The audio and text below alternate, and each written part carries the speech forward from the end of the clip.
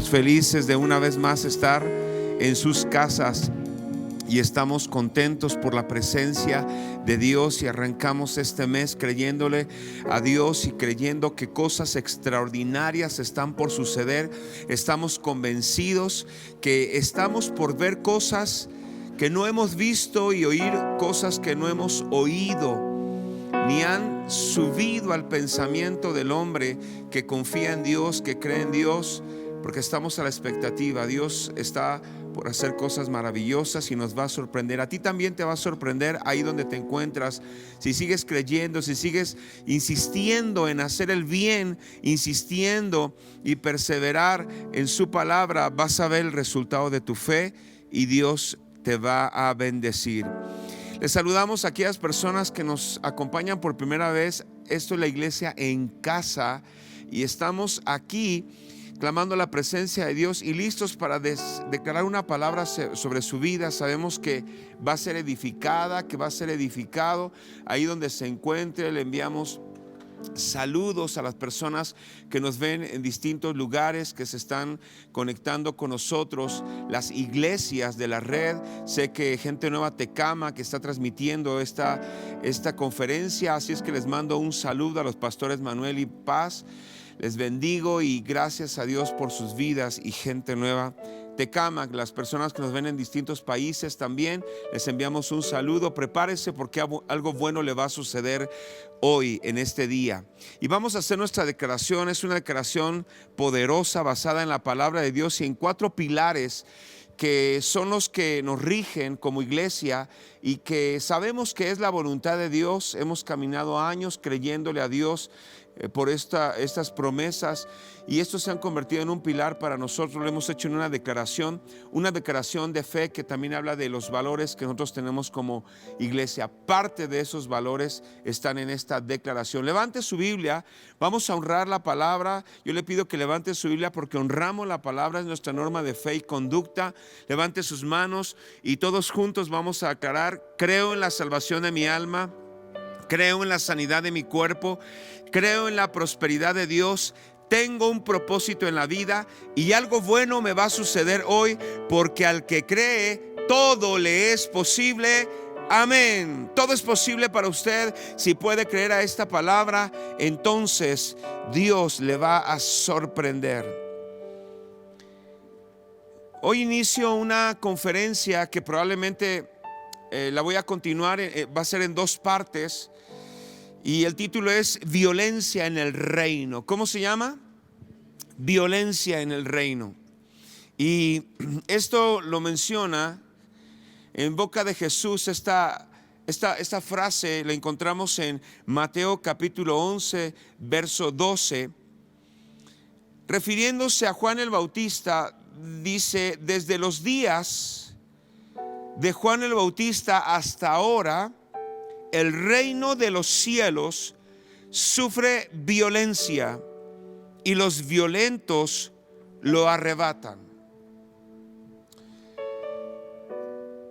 Estas palabras son dichas en boca de Jesús y registradas en el Evangelio de Mateo, refiriéndose a la importancia de la salvación.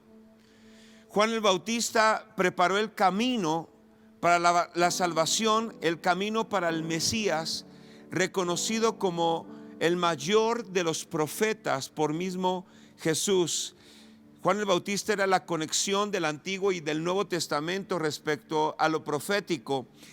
Era la primera vez que se hablaba una voz profética después de 400 años de obscuridad con respecto a la profecía, 400 años de silencio con respecto a lo profético. Y se levanta Juan el Bautista como el mayor de los profetas. Sin embargo, Jesús lo reconoce como el mayor de los profetas, pero el menor en el reino. Versos anteriores. Y más adelante explicaré un poco más esto. Pero al mencionar Jesús que desde los días de Juan el Bautista hasta el tiempo de Jesús, el reino de los cielos, porque Jesús venía anunciando el reino de los cielos. Él vino y su mensaje primero fue acerca del reino de los cielos, se ha acercado y habló del arrepentimiento, como también Juan el Bautista preparando el camino para Jesús. ¿Cuál era la función de Jesús? ¿Cuál es el trabajo de Jesús? ¿Qué camino debía preparar para Jesucristo? Bueno, para su venida a esta tierra y poder mostrar el camino de salvación y poder mostrar el camino de la sanidad, de la libertad, de un pueblo afligido, de un pueblo que estaba enfermo, de un pueblo que estaba sin visión. Y Jesús menciona esta última parte, de ahí el título de esta conferencia: el reino de los cielos sufre violencia. Porque Juan el Bautista encontró oposición, no había profecía en el pueblo, y entonces el pueblo estaba desenfocado, estaba sin visión. Entonces Juan el Bautista encontró mucha oposición cuando él dio su mensaje, porque la gente no estaba acostumbrada a la profecía. La gente estaba acostumbrada a la tradición religiosa, estaba acostumbrada a las prácticas judías, estaba acostumbrada a los ritos religiosos, pero no estaba acostumbrada a la profecía. Entonces Juan el Bautista encontró mucha oposición con respecto al mensaje y a la preparación para poder dar el mensaje de salvación o el mensaje de arrepentimiento que daría lugar a la salvación por medio de Jesucristo. Por eso él habitó en el desierto y tuvo una preparación rigurosa para este camino. Entonces dice, sufre violencia y los violentos lo arrebatan. Diga conmigo, los violentos lo arrebatan. Vamos a encontrar que esta verdad bíblica tiene vigencia a 2000 años en el tiempo que estamos viviendo, porque hoy en día también tiene que ver con oposición para recibir la salvación y para recibir las bendiciones de Dios. Quiero mostrarles una historia que muestra también o ejemplifica, una historia del Antiguo Testamento que ejemplifica la oposición que hay para poder recibir algo que Dios nos ha entregado. Necesitamos una santa violencia para mantenernos firmes en los desafíos que enfrentamos hoy en día y la oposición de las tinieblas que se levanta para poder conquistar lo que Dios nos ha prometido. En Josué capítulo 18, el libro de Josué capítulo 18 versos 1 al 4 narra la historia de la repartición de la tierra que Dios ya les había dado como propiedad. Pero algo sucedió en el camino, algo sucedió en la repartición. Ya estaban conquistando, pero en ese camino de conquista, y de conquista llámese violencia y llámese guerra y oposición, sucedió algo en el capítulo 18 verso 1 que puede muy bien ejemplificar lo que hoy pudiera estarnos pasando para poseer lo que Dios nos ha dado como propiedad. Verso 1: toda la congregación de los hijos de Israel se reunió en Silo y erigieron allí el tabernáculo de reunión, después que la tierra les fue sometida. Pero habían quedado de los hijos de Israel 7 tribus a las cuales aún no habían repartido su posesión. Todos digan posesión. Verso 3: y Josué dijo a los hijos de Israel: ¿hasta cuándo seréis negligentes para venir a poseer la tierra que os ha dado Jehová, el Dios de vuestros padres? Señalad 3 varones de cada tribu para que yo los envíe, y que ellos se levanten y recorran la tierra y la describan conforme a sus heredades y vuelvan a mí. Ponga atención, aquí hay 2 palabras claves en lo que quiero enseñarle los próximos minutos. Esas 2 palabras tienen que ver con posesión y tienen que ver con poseer. La primera palabra tiene que ver con propiedad y la segunda tiene que ver con conquista. Hay una gran diferencia entre propiedad y entre posesión o conquistar. 7 tribus, dice la Biblia, que una vez que habían entrado a la tierra que el Señor les había prometido, ya habían pasado el asunto de la liberación egipcia, ya había pasado los 40 años de desierto, ya habían conquistado las primeras ciudades. La primera de ellas, Jericó, que era la primera ciudad que a Dios le corresponde como el número 1 que Él merece en todas las áreas de la vida. Dios le dijo a Josué: esa ciudad es mía. Ya había pasado la conquista de esas primeras ciudades, y estas tribus, como era una tierra tan vasta, se quedaron quietos, se quedaron cómodos. Pensaron que ya era demasiada la pelea y demasiada la lucha que ellos habían tenido, y entonces se dedicaron o se conformaron con aquello que ya tenían como conquista. Entonces Josué los reprende en el verso 3 y le dice: ¿hasta cuándo seréis negligentes para venir a poseer la tierra que os ha dado Jehová, el Dios de vuestros padres? Esto es muy importante, porque muchos de nosotros recibimos palabras de Dios. Muchos de nosotros hemos recibido alguna palabra profética y pensamos que recibir la palabra profética es lo único que tenemos que hacer, recibirla.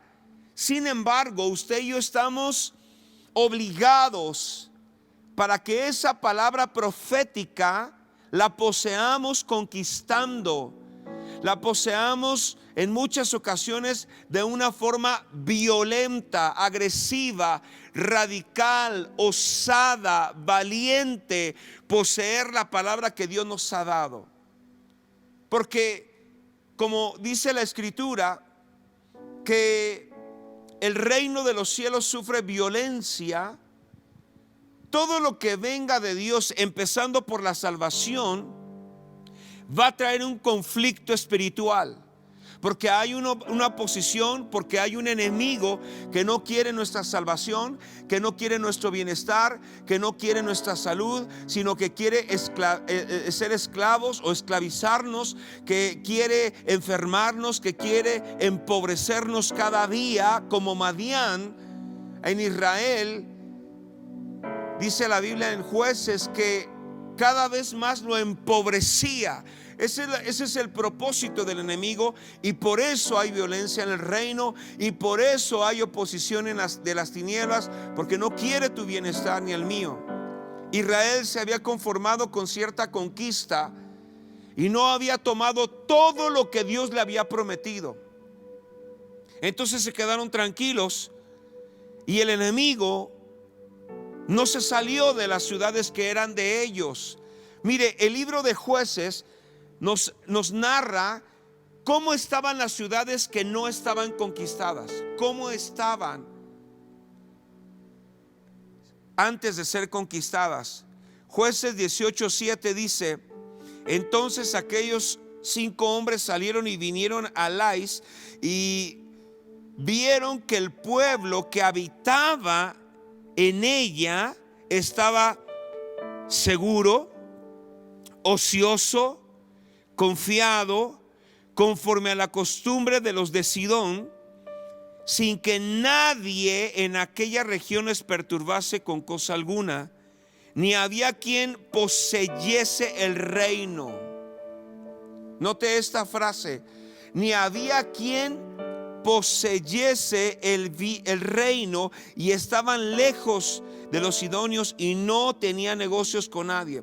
En otras palabras, las ciudades que estaban por conquistar dejaron de estar alerta, porque Israel, el pueblo de Dios, dejó de conquistar, de hacer guerra, de poseer, de extenderse. Ellos se quedaron tranquilos.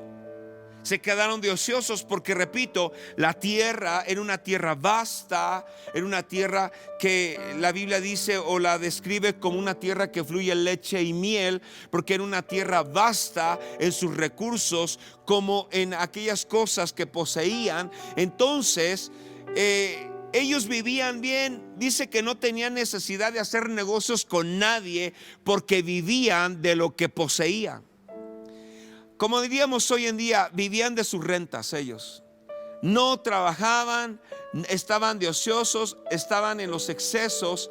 Así estaban las ciudades que no habían sido conquistadas. Y eso fue para Israel una reprensión por parte de Josué. Porque les dice más adelante que Josué los reprende y les dice: ¿por qué no van y poseen lo que Dios ya les entregó? Entonces hay algo que tenemos que hacer cuando Dios nos promete algo, y es que vamos a tomar y a poseer, pero va a haber oposición, va a haber enemigos, va a haber violencia en ese lapso de la posesión y de la conquista. En otras palabras, los pueblos que no habían sido conquistados estaban tranquilos, porque Israel, el pueblo que algún día fue temible porque Dios estaba con ellos, el pueblo que algún día era temido por los de la ciudad de Jericó, dice la Biblia que estaban muertos de miedo, temblaban de miedo, porque Dios había visto lo que hacía con Israel en el desierto, y en Jericó temblaban de miedo antes de tiempo. Ellos estaban ya siendo vencidos. Bueno, eso se terminó. En el pueblo de Lais decía: no, ya dejaron de ser una amenaza los israelitas. Ya no vienen. Miren, estábamos muertos de miedo, pero ahora ya no vienen. No, sigamos en la fiesta, y siguieron confiados. Y eso fue motivo de reprensión por parte de Josué. Quiero mostrarle 3 obstáculos para esta conquista, que pueden ser 3 obstáculos para que usted y yo conquistemos lo que Dios ya nos prometió.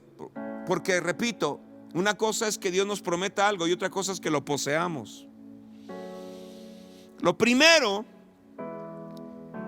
que fue un obstáculo para la conquista en Israel fue su conformismo, la pasividad. Parecían demasiado satisfechos con su actual condición. Ya estamos aquí, ¿para qué seguir avanzando? El botín de las ciudades conquistadas anteriormente era para ellos suficiente, aunque Dios les había entregado todo. Y a veces es lo que sucede cuando recibimos la salvación. Recibimos la salvación y nos quedamos tranquilos. Bueno, ya soy salvo por fe, pero nuestra vida financiera está miserable. Bueno, ya soy salvo por fe, aunque la enfermedad me está abrumando. Bueno, pero por lo menos ya soy salvo. No. Dios, Jesús pagó todo en la cruz. Nuestra salvación, nuestra sanidad, nuestra libertad, nuestra prosperidad, lo pagó todo. No podemos enconcharnos. No podemos conformarnos y decir como el pueblo: ya para qué pelear, ya para qué seguir conquistando. Ya he peleado mucho, ya me he esforzado mucho por la fe, por lo que creo, ya he servido incluso a Dios. ¿Para qué seguir? Podemos bajar la guardia, porque hay más tierra que conquistar, porque hay más promesas que poseer de parte de Dios. Romanos 12:2 dice: no se conformen, no adquieran. Conformar significa no adquieran la misma forma que el mundo. Es decir, no se adapten al mundo. Israel se había adaptado a la condición de los pueblos en Sidón. Se había adaptado, estaban ociosos, se habían conformado, no hacían negocios, no emprendían, no desarrollaban su creatividad, estaban tranquilos, tenían que comer, tenían que vestir, pero eso no es reino. Por eso Jesús les dijo: busquen el reino de Dios y su justicia, y el comer, vestir y todo eso es una añadidura, eso no es lo principal de la vida. Hay un reino. Busquen primeramente el reino de Dios y su justicia. Entonces Romano dice: no te adaptes, no tomes la forma, no te conformes, no te pongas a la forma de este mundo, sino transformados por medio de la renovación del entendimiento. Este mundo, llámese sistema o ideologías, pretende adoctrinar a nuestras generaciones de todas las formas, por medio de la política, por medio de la religión, por medio de la economía, por medio de los medios de comunicación, por medio de la música, por medio de la moda, por medio de un sinfín de áreas, de ángulos. Se está tratando de adoctrinar a nuestras generaciones, es decir, de adaptarlas a la forma de esa ideología que no necesariamente es bíblica, que no necesariamente es buena, sino que tiene intereses perversos. Una ideología que nos dice: no puedes ir más allá de lo que tú eres, del sello de lo que nos han puesto como países, en nuestro caso en México, de tercer mundo, en países en América Latina de tercer mundo. No es que tú no vas a tener, es que tú, para poder lograr, tienes que comprometer tu integridad. Es que tú, para poder llegar a hacer algo, vas a tener que dejar de ser justo, de ser honesto. Es para que tú puedas poseer algo, entonces vas a tener que dejar tus principios. Vas a dejar de producir, vas a dejar de procrear, vas a dejar de extenderte. Sutilmente esa ideología y ese pensamiento filosófico se ha infiltrado en nuestras familias y quiere adoctrinar a nuestras generaciones, nuestros jóvenes, nuestros adolescentes y nuestros niños. Y usted y yo vamos a tener que hacer algo más que estar en esa posición de conformidad y de pasividad. Vamos a tener que ser un poco más violentos. No estoy hablando de violencia física, estoy hablando de violencia en cuanto a las convicciones y la fe de lo que estamos creyendo, para mantenernos firmes y nosotros poder educar a nuestras generaciones. Amén.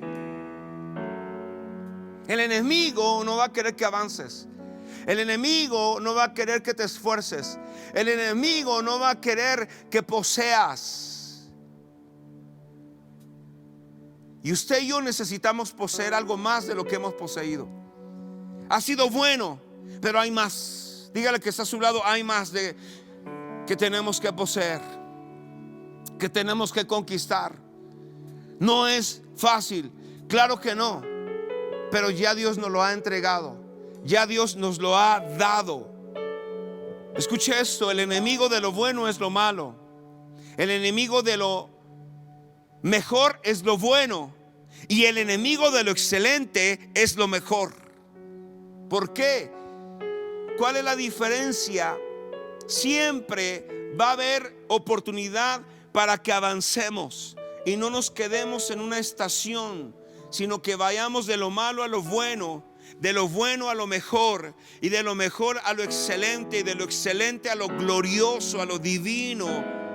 Pero si nosotros nos conformamos a donde hemos llegado, entonces no vamos a poseer nada.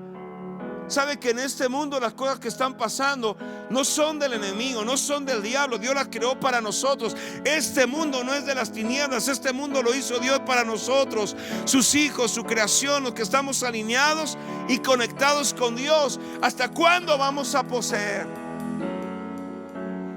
Josué les dijo: ¿hasta cuánto seréis negligentes en poseer lo que Dios les ha dado para su bendición? Mire lo que dice Jueces en la misma historia, verso 9 del capítulo 18: levantaos, subamos contra ellos, porque nosotros hemos explorado la región y hemos visto que es muy buena la tierra. Y nosotros no haréis nada, vosotros no harán nada, no seáis perezosos en poneros en marcha para ir a tomar posesión de la tierra. Posesión de la tierra. Dios nos ha dado un título de propiedad cuando Él nos dio su palabra escrita para poseerla. Solamente hay que poseerla. Y en la posesión vamos a encontrar oposición. Pero no importa. Tenemos que ser agresivos en la fe. Tenemos que ser radicales en lo que creemos. Tenemos que ser radicales para poder tomar aquello que Dios nos ha dado y no conformarnos con lo que hemos recibido solamente, porque Jesús hizo la obra completa. Cuando Él dijo consumado es, Él habló de la salvación, Él habló de la justificación. Él estaba recuperando para nosotros la posición que se perdió en el Génesis. No haréis nada para ir a tomar posesión de la tierra. Poneros en marcha, dice. Poneros en marcha. Levante sus manos y diga: yo renuncio. Dígalo fuerte: yo renuncio a la pereza, a la ociosidad. Renuncio al conformismo.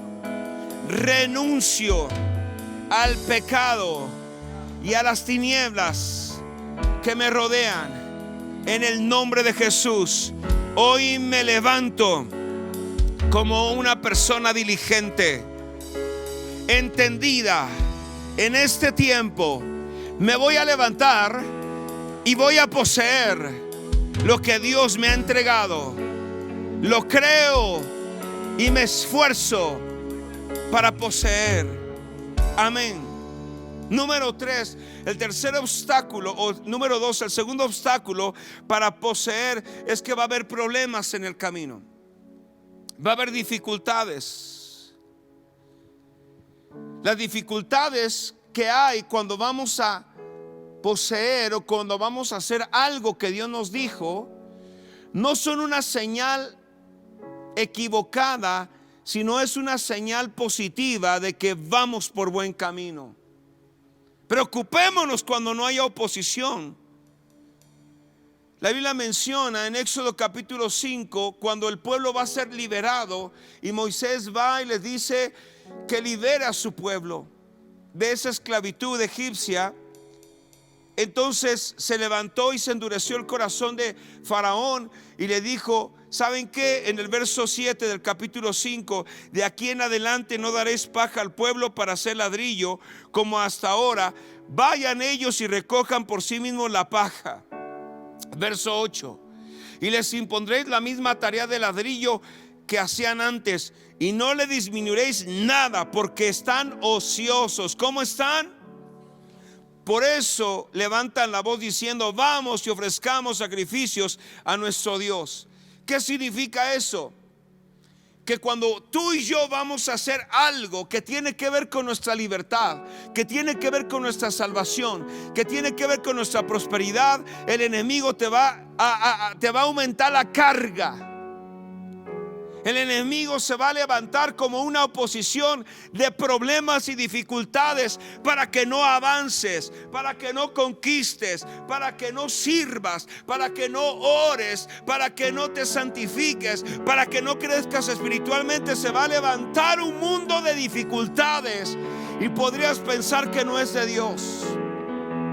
Pero por experiencia y enseñanza bíblica, cada vez que Dios te va a dar algo, se va a levantar Faraón para decirte: vas a tener más tareas, vas a tener el doble de trabajo.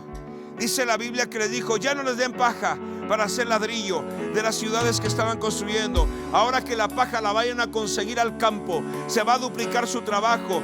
Vamos a multiplicar sus dolores, vamos a multiplicar su sudor, vamos a multiplicar su esfuerzo de trabajo, para que ellos no piensen que pueden salir y pueden poseer algún lugar, o pueden tener una libertad, o pueden tener una sanidad.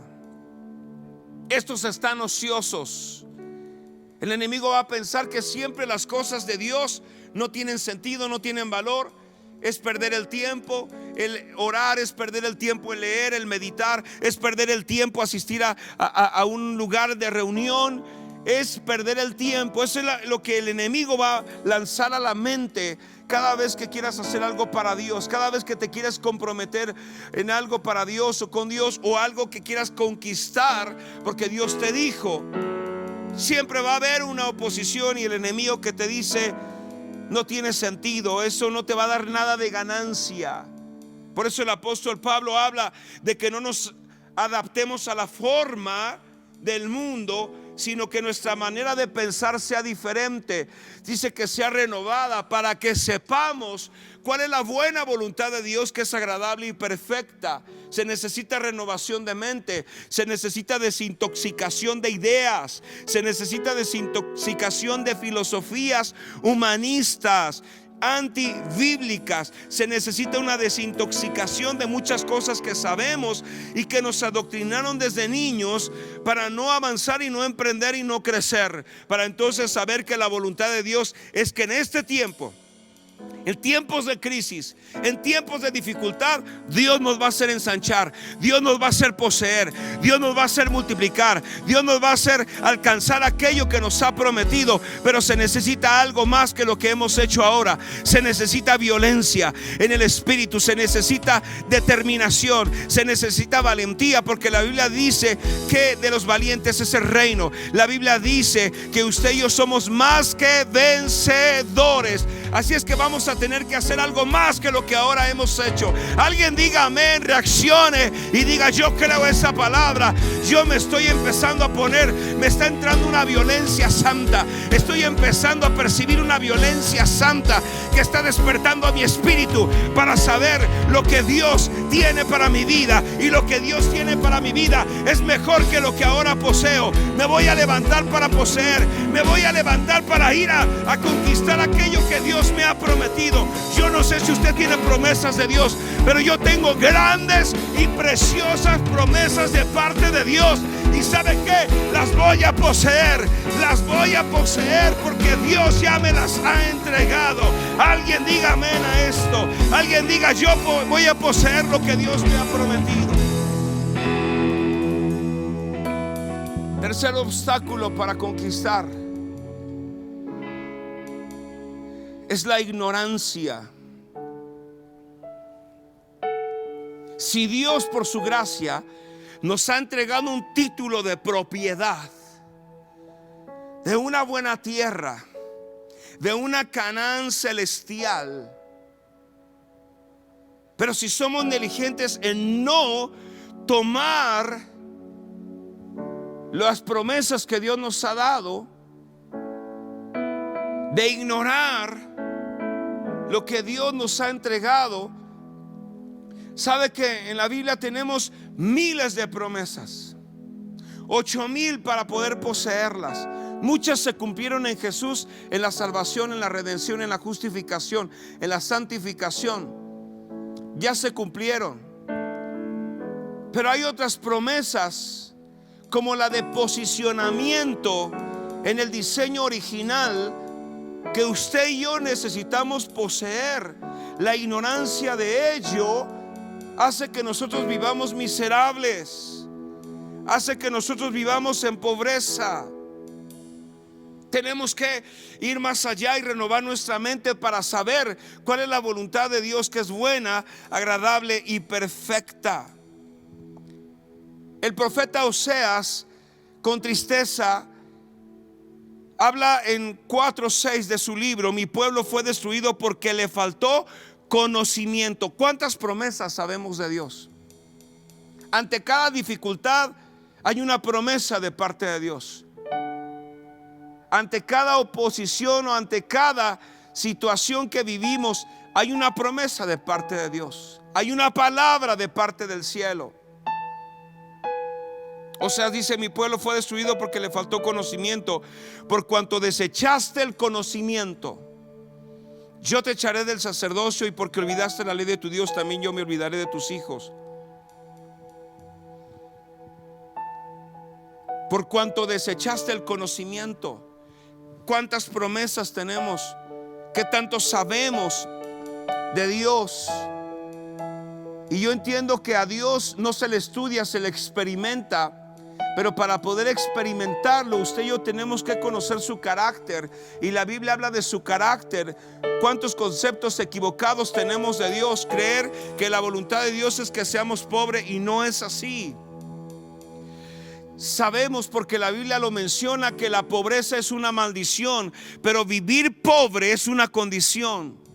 Usted decide cuando, si quiere seguir pobre. Es cierto que quizá nacimos en un contexto de pobreza, de escasez y de miseria, pero conociendo su palabra y sabiendo las promesas de parte de Dios, como lo habla en el profeta Jeremías, que Dios sabe los planes que tiene acerca de nosotros, planes de bien y no de mal, planes de un futuro de bienestar. Y cuando conocemos esa promesa, entonces yo no me conformo con haber heredado una maldición de pobreza.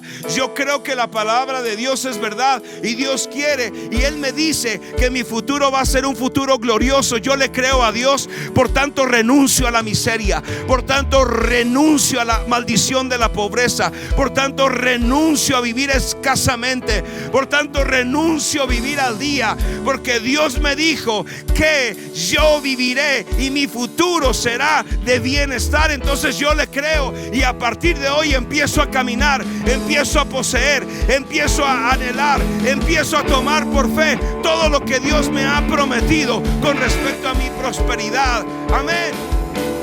Los conceptos equivocados es que Dios me quiere pobre, porque entre más pobre, más humilde. No, la pobreza no tiene nada que ver con humildad, absolutamente.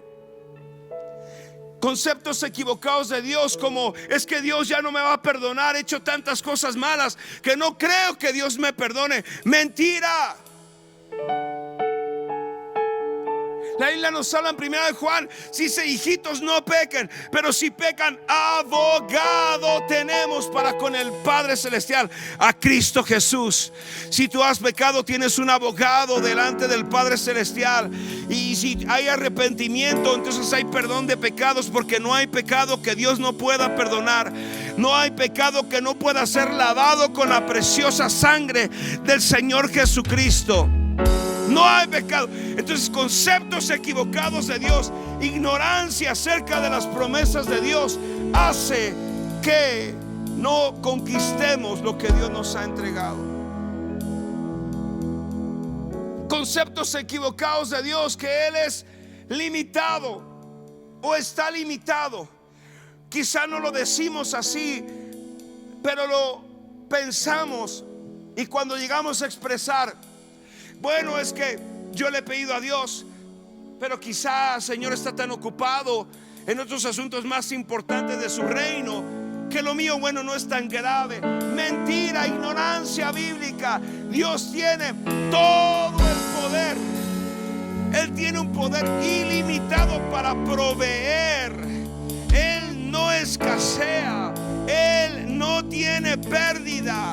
Él tiene riqueza en abundancia, y Él puede suplir toda necesidad. El apóstol Pablo dice: mi Dios pues suplirá todo lo que me hace falta conforme a sus riquezas en gloria en Cristo Jesús. Y la buena noticia es que en el cielo no hay pérdida. La buena noticia es que en el cielo no hay inflación. La buena noticia es que en el cielo no hay volatilidad.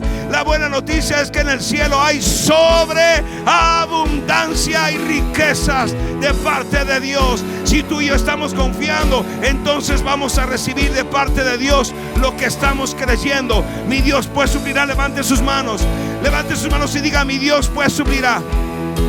Dígalo fuerte: mi Dios pues suplirá todo, otra vez, todo lo que me hace falta. No conforme a mi trabajo, no conforme a mi negocio, es conforme a sus riquezas en gloria en Cristo Jesús, Señor nuestro. Alguien grite y reciba esto.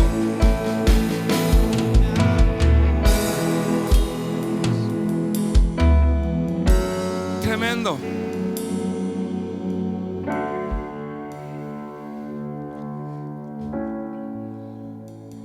Termino con esto. Josué 11:19 le dijo al pueblo: ¿Hasta cuándo serán negligentes en poseer lo que Dios ya nos ha dado como título de propiedad? Josué 11:19 dice: no hubo ciudad que hiciese paz con los hijos de Israel, salvo los heveos que moraban en Gabaón. Todo lo tomaron en guerra.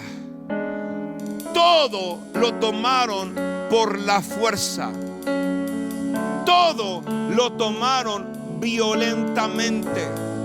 ¿Qué significa esto para nosotros hoy en día? Que cuando vamos a poseer algo que Dios nos ha prometido, tenemos que vencer el obstáculo de la ignorancia. Tenemos que vencer el obstáculo de los problemas que se levanten. Porque cuando Dios te va a dar algo, o cuando tú decides conquistar algo, se va a levantar las tinieblas para que no lo poseas. Y cada vez que vayamos a conquistar algo, debemos de romper con el conformismo. Debemos no solamente de renunciar, debemos obligarnos en distintas áreas para poder poseer lo que Dios nos ha prometido. Porque todo lo tomaron en guerra. No hubo ninguna ciudad que hiciera paz con ellos. Porque no va a querer el enemigo soltar tu casa. No va a querer el enemigo soltar a tu familia. No va a querer el enemigo soltar, que los tiene controlados y los tiene adoctrinados, y que los tiene poseídos, y que los tiene esclavizados en su mente con un vicio, con el pecado, con cualquier tipo de mal hábito. No los va a soltar. Se necesita algo más que decirle: Señor, cuando tú quieras. No. Vas a tener que ser violento en tu vida de oración. Vas a tener que ser violento en tus declaraciones. Vas a tener que ser violenta en tus pensamientos. Controlar tu manera de pensar. Vas a tener que ser violento en santificarte. Vas a tener que ser violento en servir a Dios con todo tu corazón. Vas a tener que ser violento en las cosas de Dios. Hay demasiada pasividad, y más en este tiempo.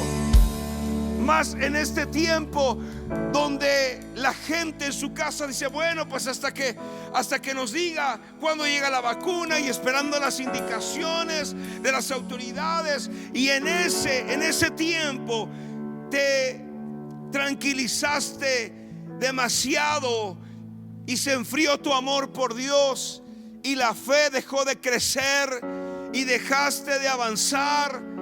Y entonces dejaste de poseer y ya no emprendiste. Tienes que sacudirte de eso.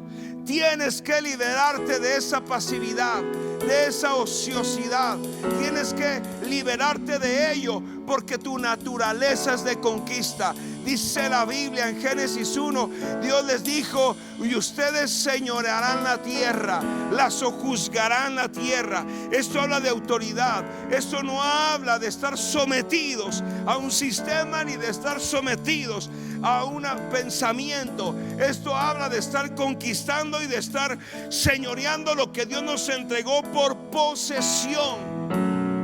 Otra vez te lo digo: esta tierra no es del enemigo. No es de un grupo de personas perversas que pretenden reducir la población o pretenden controlar a las masas y hacer de las naciones a capricho de su voluntad. Esta tierra es de los hijos de Dios. Esta tierra es de los hijos de Dios, que fuimos creados a su imagen y de semejanza. Es tiempo de levantarte. Ponte de pie. Es tiempo de levantarte. Hoy yo te digo la palabra que Josué les dijo al pueblo en ese día: levántate.